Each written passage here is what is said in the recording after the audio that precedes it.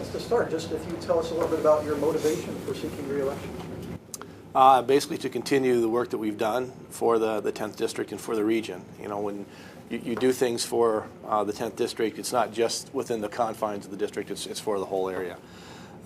Continue the work for our veterans, for our working families, certainly. But, you know, to kind of re-engage with what we were just talking about in terms of the Marcellus Shale, for example, to make sure that we make the right decisions to capitalize on that we don't waste the resource, that we have balance. You know, obviously the issue of the environment is critical here, and clean water is critical, but so is the prospect of 500 trillion cubic feet of natural gas under us. You know, we need to be able to take advantage of that. And as somebody, and as the guy who started the Marcellus Shale caucus in Congress, for those members who have Marcellus Shale involved in their districts, you know, we're kind of leading the way on that. So, you know, those are the sorts of things that we keep an eye on. To bring jobs back to the area and to create jobs in the new green energy sector is what I'm really focused on as well. You know, I've said this a lot of times, but our part of the world has always been part of sort of the energy heritage of this country. And this is between the natural gas and the green energy that we're producing, the renewable energy we're producing. That's the next chapter in that heritage. So, you know, those are the kinds of things I'm continuing to focus on, push for. For how long do you think it is appropriate for a representative to serve? Until you can look at the Capitol building at night lit up and not get chills. If you can look at that building at night when you're going to do your job and it's just humdrum, then it's time to go. You're in favor of a term limit, or not necessarily? I think we have term limits built into the system, to be honest. You know, House members run every 2 years. And it's amazing. I got to tell you, Mark, that it's the ordinary citizen that says, how come your terms are so short? It seems like you're constantly running. And then, you know, you have to go in to explain to them what the founding fathers had in mind here, that, you know, there's an opportunity for us to be term limited every 2 years. There seems to be a sense of a lot of voter anger out there becoming more pronounced, as evident last year in the Tea Party movement, but elsewhere as well. What, in your opinion, is causing so much discontent right now? Oh, I think that there's fear mostly out there. You know, we have, I think, trillion fatigue. That there is, you know, we look at the financial crisis that happened when Wall Street was allowed to gamble with our money, basically, and now we're trying to dig our way out of it, and people are concerned. So on the one hand, you know, you have almost an unprecedented situation in terms of our economy. You know, the only analog, of course, is the 30s, the 1930s. You know, this is the Great Recession.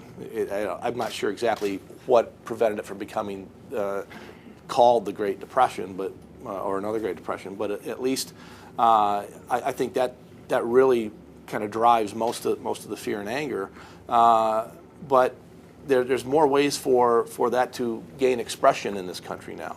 Lots of different media, not just newspapers, not just television, but certainly the internet and Twitters and tweets and Facebooks and all that sort of thing that's out there now, that even a few years ago when I first ran for Congress, none of that existed.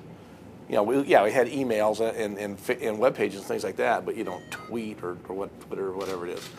So all that sort of thing makes communication, I think, a little easier, and you're able to pull together like-minded folks. So, you know, there becomes more of a concentration and a focus of that sort of thing. But it's interesting that, you know, having gone through what we've gone through in the last year or so, when we see some of the signs that are held up that, you know, we're becoming a communist country or a socialist country or a fascist country, the fact that they get to say that at all and hold those signs up and yell those things is an indication exactly that we're not that. You know, if it was true, they wouldn't be able to protest in such a fashion.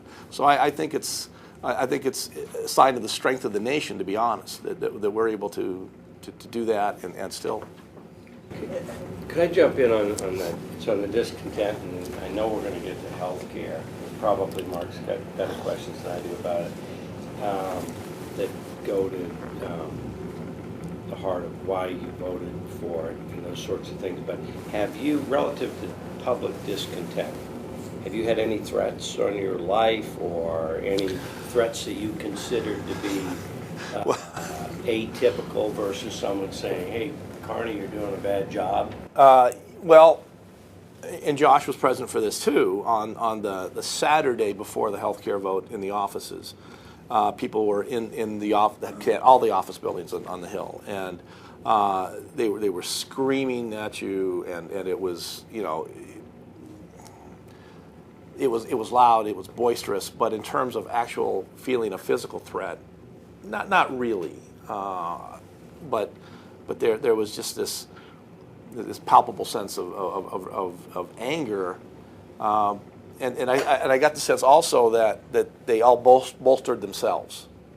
You know, that there were sort of a critical mass enough of the protesters there that they all kind of fed upon each other.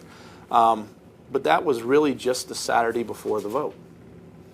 The next day, when I was walking back over to the House to vote on an issue, there were two sets of protesters. There was a set in favor of health care reform, and a set on the other side of the driveway in opposition.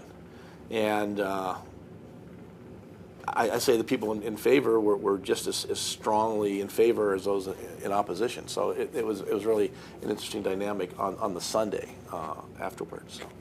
But you know, I don't know, Josh. They were yelling stuff at us and through the mail slot in our office and things like that. But some of your colleagues claim that they've had their lives threatened. Yeah. Well, the thing, Richard, that really bothers me, and this is not overstated, is that some of federal law enforcement authorities did talk to members of Congress about claims of threatening the children of Democrats that voted for health care reform. You know, that's beyond that's absurd. That's sick. That's beyond the pale. You should not ever do that. You know, we have this country.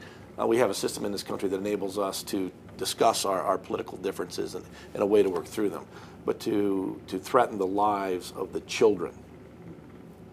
They said that there were claims of sniper teams that were going to threaten the lives of the children of those of us. I mean, that's absurd.